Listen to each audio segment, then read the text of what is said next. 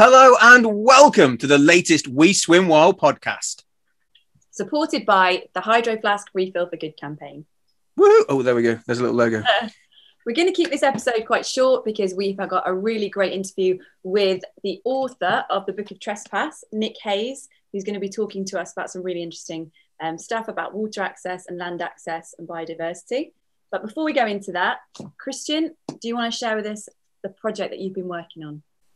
Yeah, well, one of the projects I've been working on at the moment is looking at nature-based solutions. So as part of my work as a lecturer at Bangor University, looking at nature-based solutions, and in particular, how peatlands, bogs and fens can help us fight climate change and also adapt to our changing climate. And I think we're going to probably talk about this in more detail in another podcast, but basically, we have found that if we want to get serious about tackling climate change, about trapping carbon, taking it out of the atmosphere, then we have to get serious about looking after our bogs and our fens.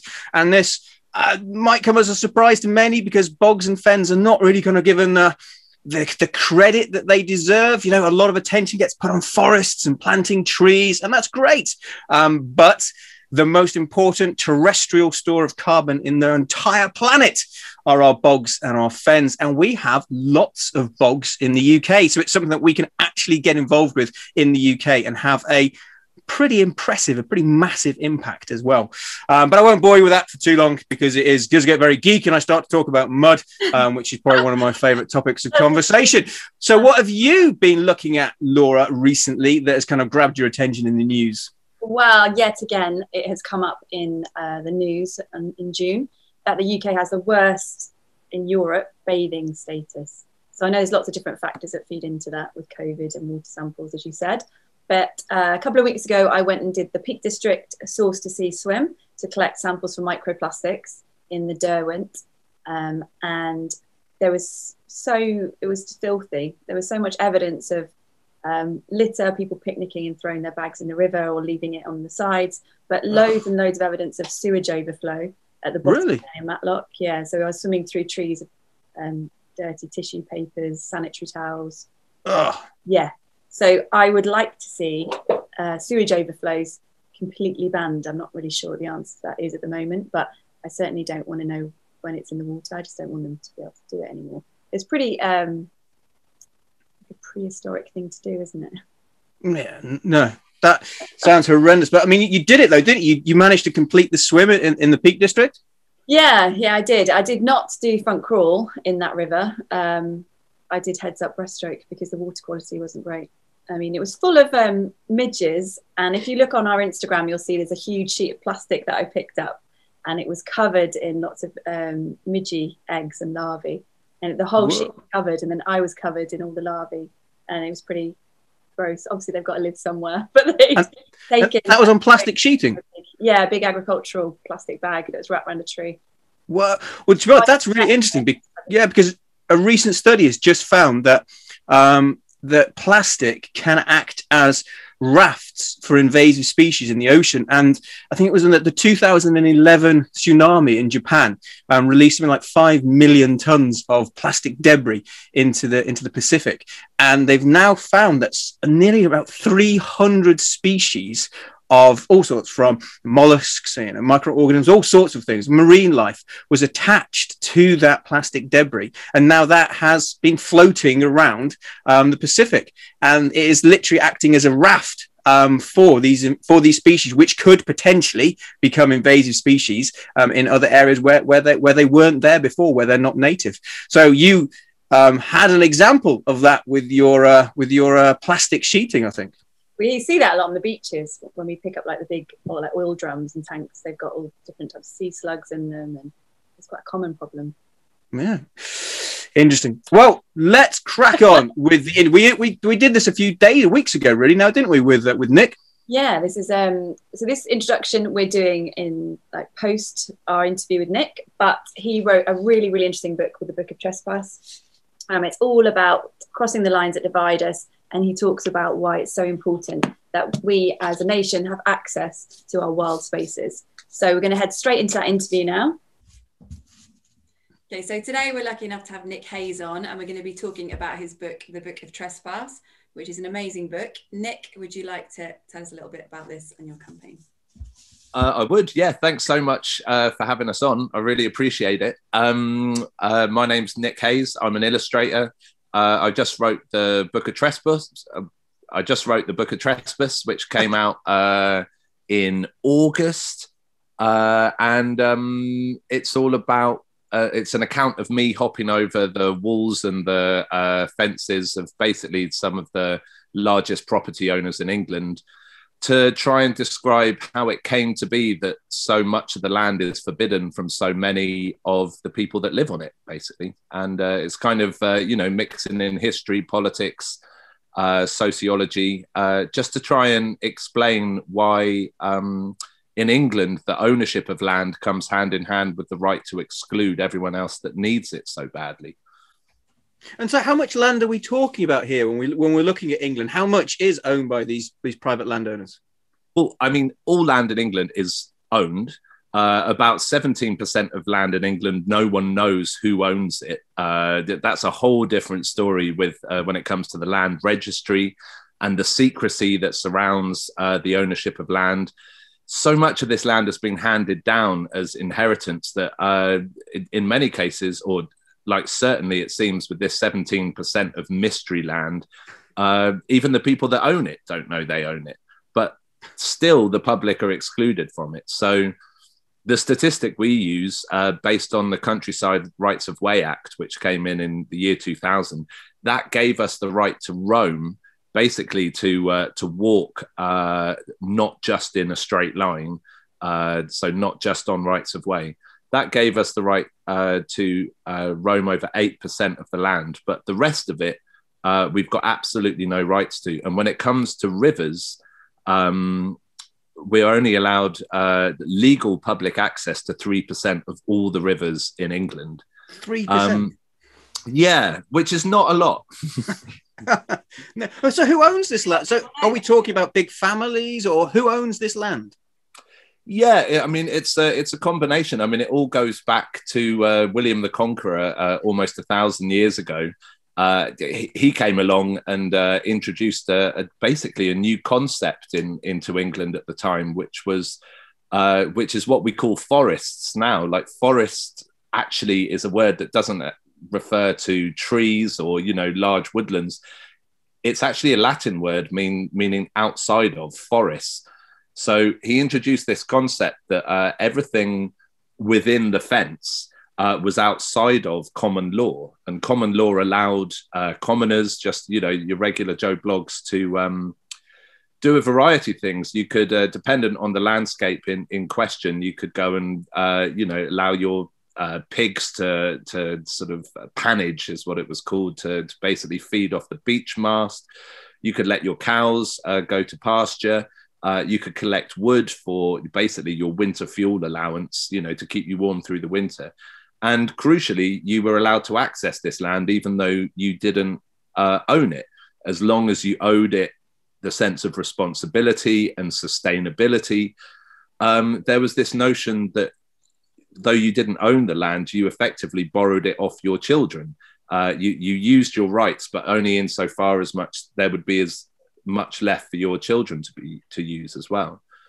But when William the Conqueror came over, he basically wanted land to him meant deer hunting, which in those days was kind of a practice for war, but also venison was, actually kind of a currency back in those days.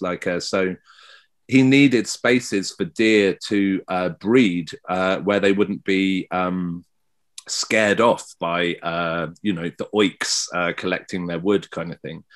So he just created about a fifth of England within only a couple of years, having invaded. A fifth of England were called forests. They were outside of this common law, and it just meant whoever owned it was able to exclude everyone else from it.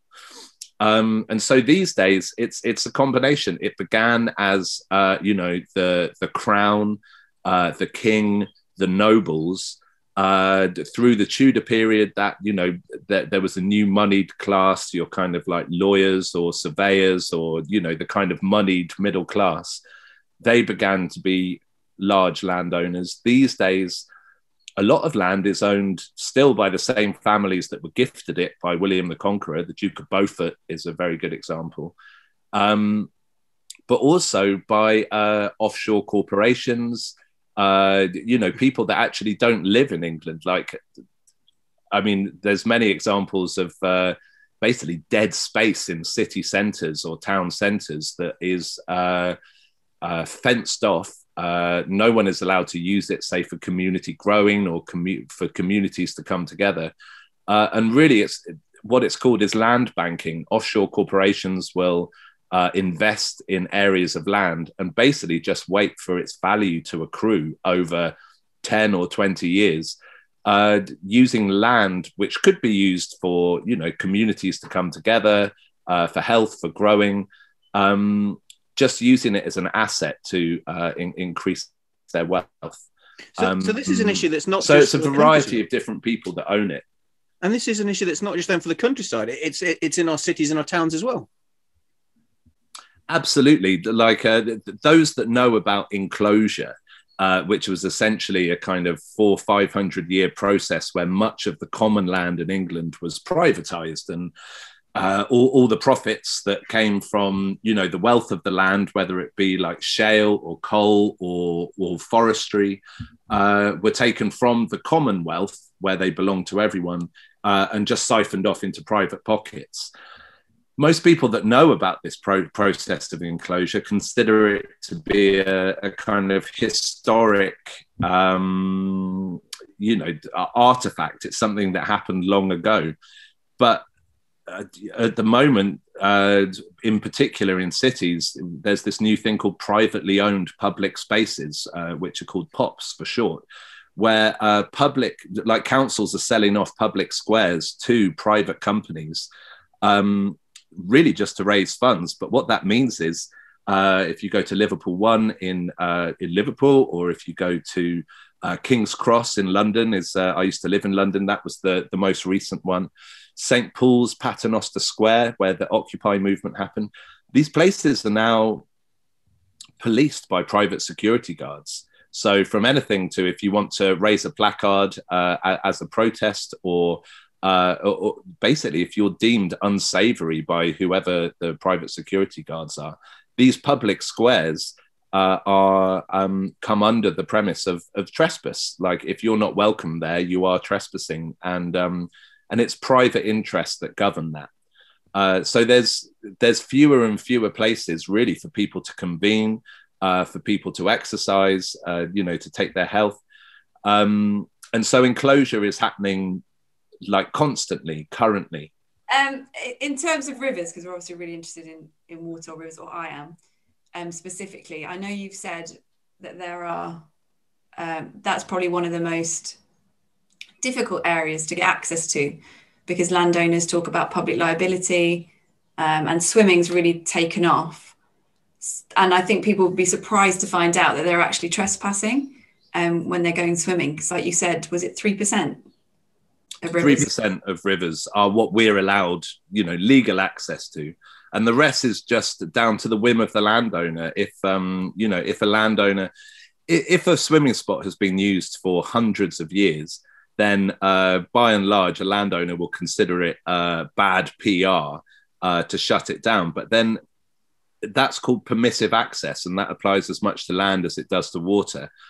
You can have permissive access to the woodlands, but say the moment the ownership changes hands, and the new owner maybe wants to build a block of flats on that riverbank, or convert the space into kind of rentier finance income, then all of a sudden these places begin to be blocked off. There's the River Frome just up the way from me at the moment.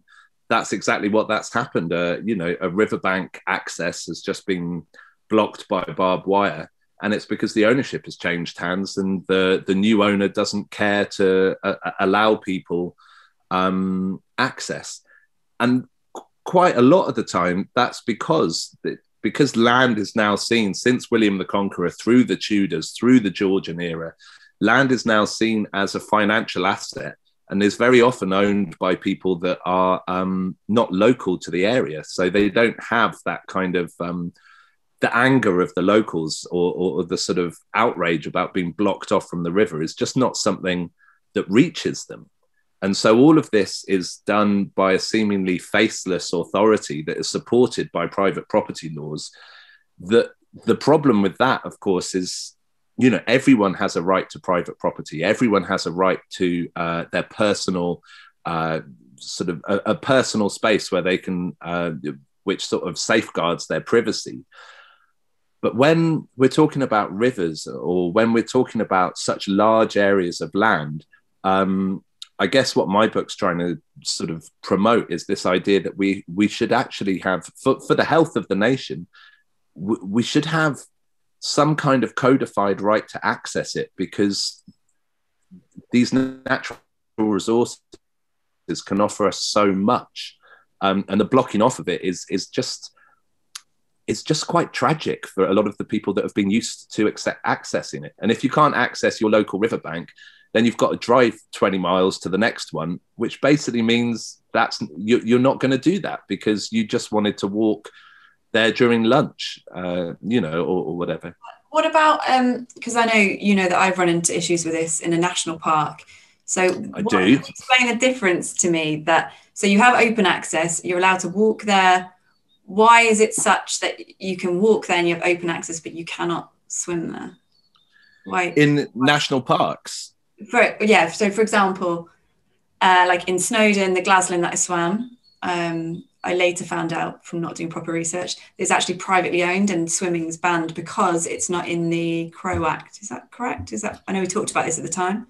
Yeah, it's one step worse than not being in the Crow Act. It's specifically prohibited, like under the one of the sections of the Crow Act. And basically there's a section in the Crow Act that says if you're doing any of these things bullet pointed beneath, then this automatic right to access the national park that you have gets withdrawn and you immediately become a trespasser. And so those things are like causing destruction to fence posts, like causing physical damage or ecological damage. And for some just bonkers reasons, swimming, which has to be the least impactful way that you could even exist in the world, you know, you're floating. And, you know, like when I swim down the Avon, you don't even disturb the swans or the geese kind of thing. They look at you as if something very odd is happening, but they don't move. You're completely, your presence in nature is very gentle and very unimpactful. And yet it is classed in the Countryside and Rights of Way Act, which was designed to give the public more access. It's classed as being of such a crime that it actually turns you into a trespasser in a space that you have public access to. And there's no explanation for that. I was going to say, why is that? There is no explanation. Well, I don't know too much about the kind of background culture that led to the Countryside and Rights of Way Act, the years of campaigning all across the country. But it seems like what happened, certainly in terms of kayaking and water access, that like with all these kind of political sort of advances, by nature of it being a kind of political act, you have to sort of throw a few compromises to the landowners that will otherwise dig their feet in. And it seems, I mean, certainly from just my point of view and my research, that the idea of keeping rivers open to public access would completely undermine the kind of exclusivity of all other land around it. Because if I'm allowed to swim, my next book will be swimming a river in Hampshire. And if I'm allowed, I didn't know if that was top secret, so I didn't bring it up. Oh, no, I mean, it's not top secret. I was going to say anyone can swim that river, but of course you can't because you're not allowed to. Almost the entirety of that 30-mile stretch of water is privately owned, but is rented by fishing clubs who, as part of their rental agreement, have demanded exclusive access to the riverbank. And this is where it turns into an almost childish debate of you've just got to learn to share. Repeatedly, the Environment Agency have proven that swimming or kayaking doesn't affect fish spawning, fish stocks. It doesn't necessarily affect, I guess, the fecundity of the amount of fish that are on offer for the fishermen to yank out of the river. But yet there's something about exclusivity that makes it worth paying the rent. Like, something in our culture, something's worth more if it's scarce. And so the reason I'm not allowed on the Loddon is essentially because the people that rent the space to fish want to do so in the knowledge that they're getting something that can't be accessed for free. There's like a premium put to the exclusivity of the riverbank. And I guess the real issue is if that's in a certain spot of the river, then maybe that's acceptable. But the truth is, it's the entire length of the river. So there's 110,000 people in Basingstoke, which is the source of the River Loddon. And the nearest spot that they can go and swim is exclusively reserved for 80 people who belong to an exclusive fishing club that just bans the rest of people from going there. There's loads here. There's signs that there's private fishing, no access, private fishing, no access. Yeah. How about fishing? You could just put fishing there and then maybe a sign saying, because there's complexity when it comes to chalk streams. There's loads of chalk streams in southern England. It's kind of one of our jewels of England because they're actually quite rare around the rest of the world. And they're beautiful. They're crystal clear. They're absolutely stunning to swim in. The problem is with chalk fishing or chalk stream fishing, it involves quite a lot of stalking, like actually finding where the fish are. And fishermen, and I think with some, I do respect their specific perspective on this, is that they've spent so bloody long working out where the fish is, hunting it down kind of thing, trying to lure it out.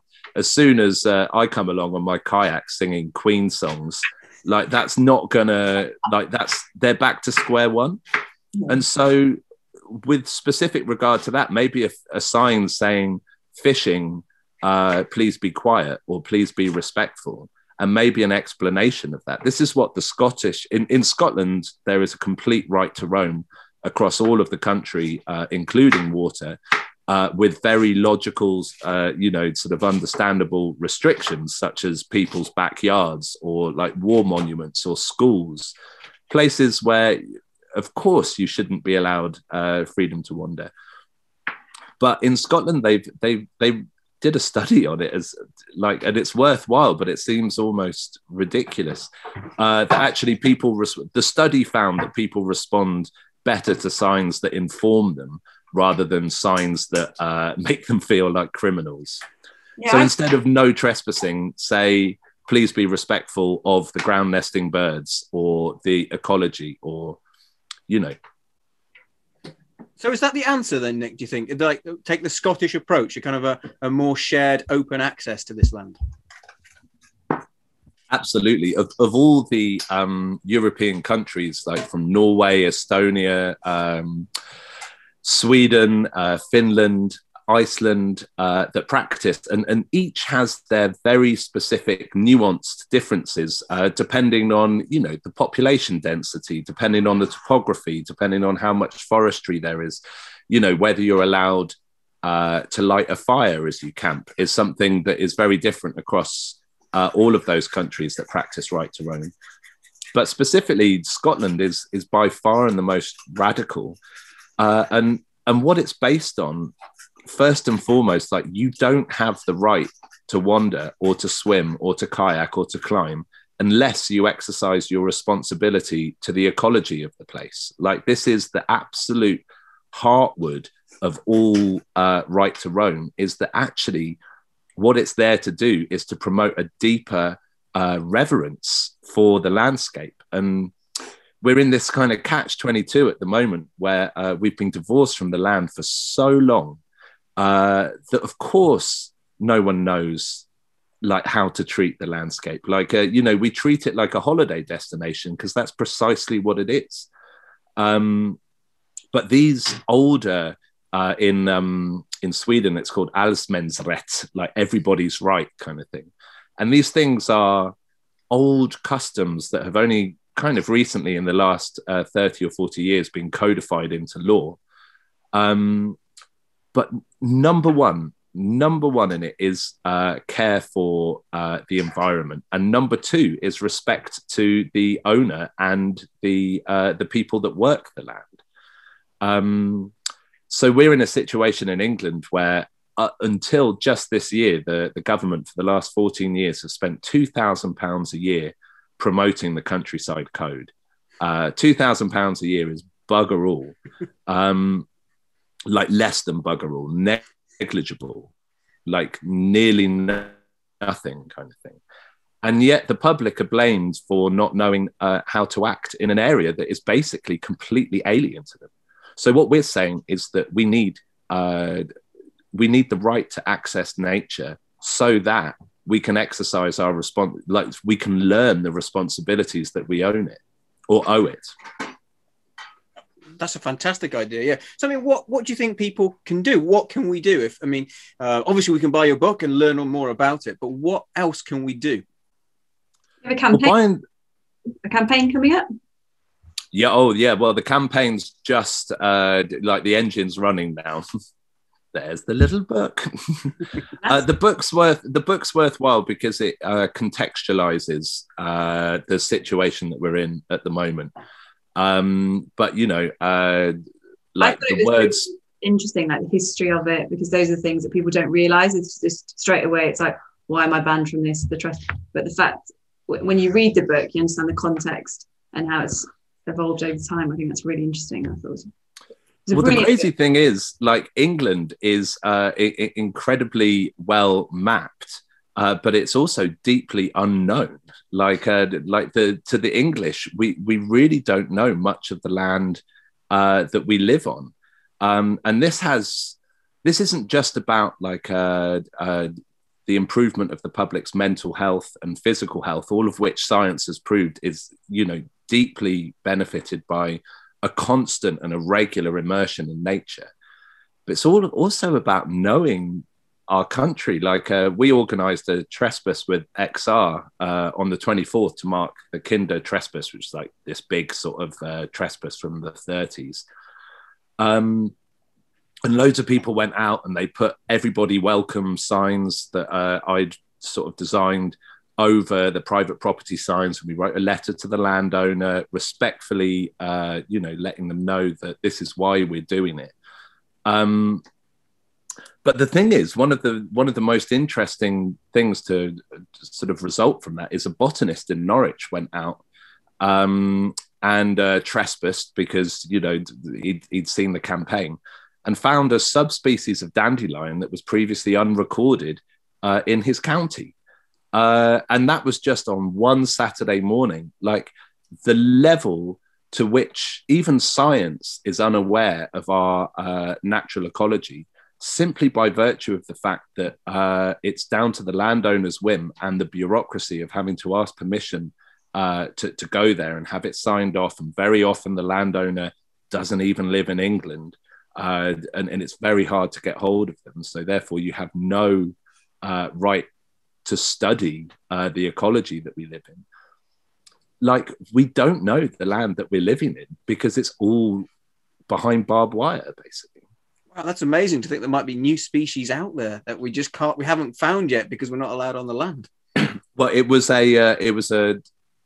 wasn't a new species that was found. It was just previously unrecorded in. Oh, but let's think big. Let's think big. It could be a new species. You should be a trespasser, an official science trespasser. But there's also, to bring it, back to rivers. There's also the other side of it. It's not just this sort of magnificent, diverse ecology that we don't know about. There's also the kind of what are they called? Is it Asiatic clams? I feel like. Christian, you'll know more about that. Basically, invasive species that are taking root in areas that aren't recorded and areas that aren't kind of monitored, and just basically been given free rein.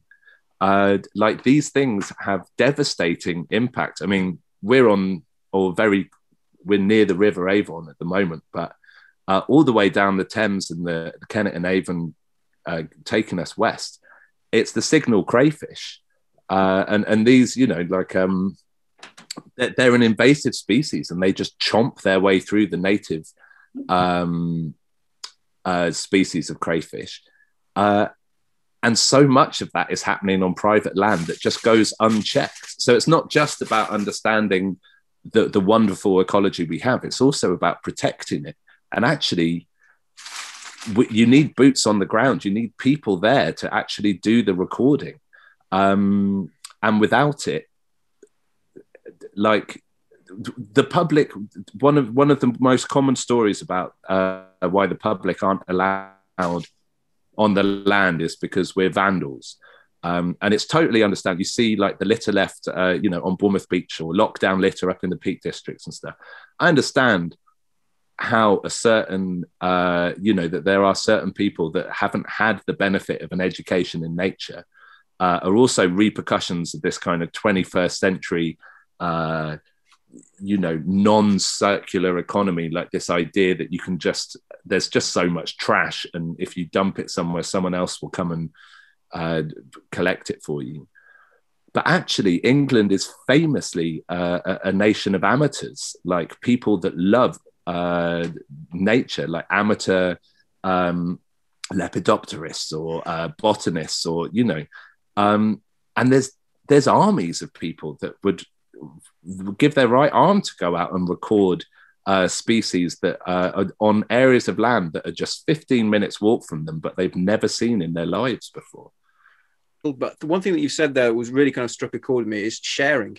And I think that we all have to kind of accept the fact that, you know, we live on a very small island at the end of the day, and we all want to use it and enjoy it. And so we do need to kind of accept that we need to start sharing it. I think that's a really poignant kind of comment to kind of to say that. So that really struck home, actually. So yeah, and the idea that there's so many benefits, not just kind of well-being, physical health, but as you say, for the actual ecology of the UK as well. And yeah, the fact that we've become so disconnected, so many of us so disconnected with the countryside, it's just awful. I mean, it was interesting because you're talking about there, we've become disconnected, and then you mentioned, you know, not had the education, and then there's kind of campaigns to bring back a national, kind of a natural history GCSE, and all these subjects and topics are all intertwined with people like yourself leading a kind of a movement to try to get people just to kind of enjoy and accept and respect our countryside. And so that has, I don't think anyone could not support you, Nick.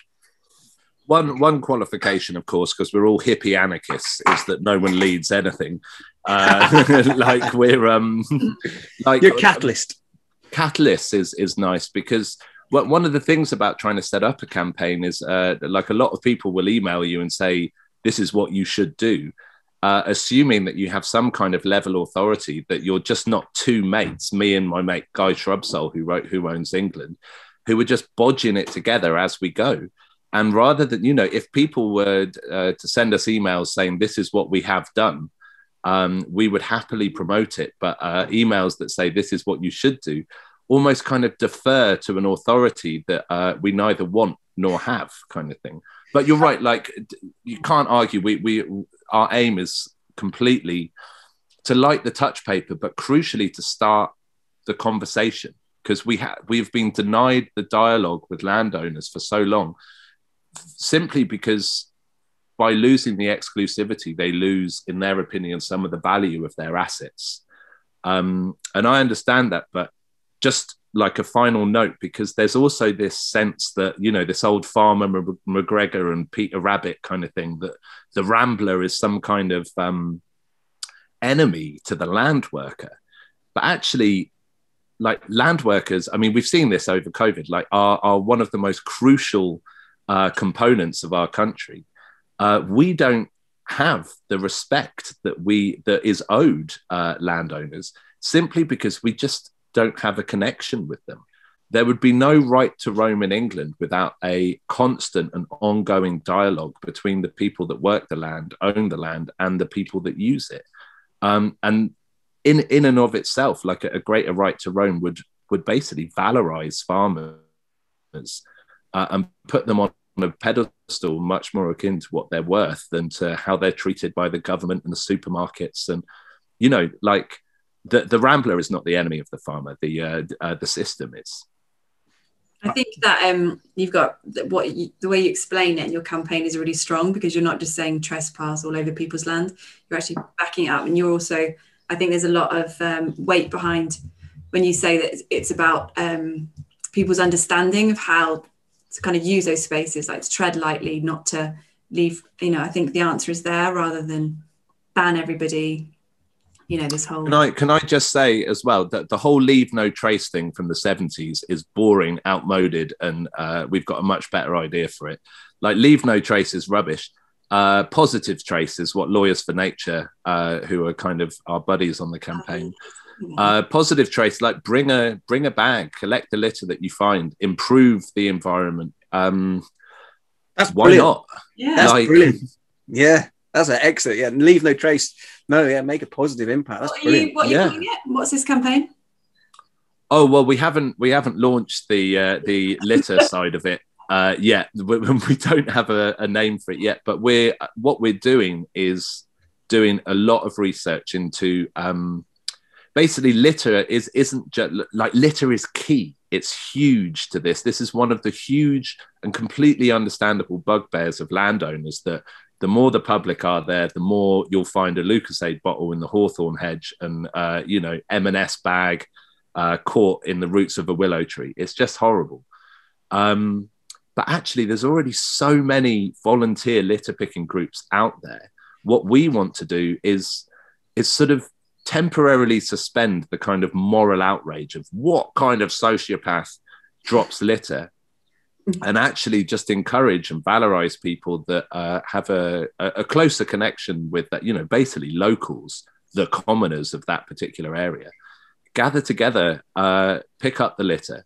Like, the evidence suggests that, or states quite clearly, that the less litter there is in a place, the less people will litter. It's the opposite of the broken windows effect. So just for a decade, if we all sort of suspend our, God, I hate litterers, like, God, I'd want to cut their heads off kind of thing. If we just suspend that outrage and go and pick up their litter, then, like, the science says that it will make Britain cleaner, basically, and longer term as well. So hard. That was brilliant. Yeah, brilliant. Yeah, Thank you so much, Nick, for joining us. I'm sure we're going to catch up with you later in the year and through other campaigns, because it's so interesting. But if people want to, in the meantime, read the Book of Trespass, it's a brilliant book. I highly recommend it. Christian? Absolutely fascinating. You completely sold me, Nick. Absolutely fascinating. Absolute delight to listen to your talk as well. Fascinating. Really impressive. Well, thank you both very much. I appreciate the time. No, Thanks. that was awesome. I told you it was good. So interesting. That was amazing, Nick. Really, really impressive. Definitely. I want to join a trespass now. Yeah, you are. You want to swim with the little science bottles, collecting all the... Yeah, we could, collecting some samples when we're going as well. That'd be ideal. That was a brilliant interview from Nick Hayes, and it's quite shocking that 92% of land and 97% of waterways is actually kind of shut off from the general public. And I know you were really inspired by it, weren't you? Massively so. In fact, after we did the interview, I went out and bought his book, and I've now read it, and it is brilliant. And it is really inspiring. That whole kind of breaking boundaries down, getting people more connected. I mean, it's just amazing work. Nick is doing amazing work. So yeah, go out and buy his book.